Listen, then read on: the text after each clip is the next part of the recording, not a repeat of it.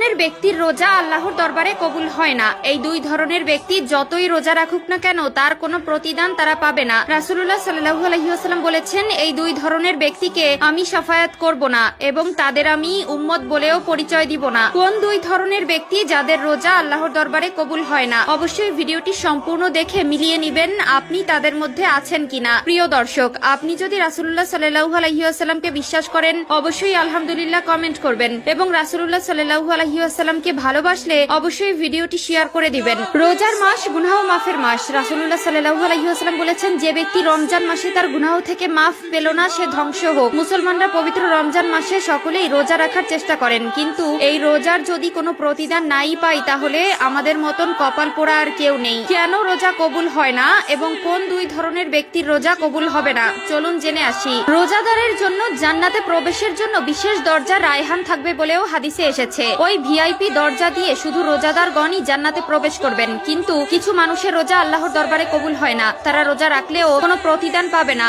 রোজা কবুল না হওয়ার কারণ কিছু মুসলমান রোজার মাসে রোজা রাখার পরেও এর প্রতিদান ও ফজিলত থেকে বঞ্চিতই থেকে যাবেন। এক নম্বরে সেই ব্যক্তির রোজা আল্লাহর দরবারে কবুল হবে না যিনি রোজা রেখেও অশ্লীল কাজ ও পাপাচার ত্যাগ করতে পারল না।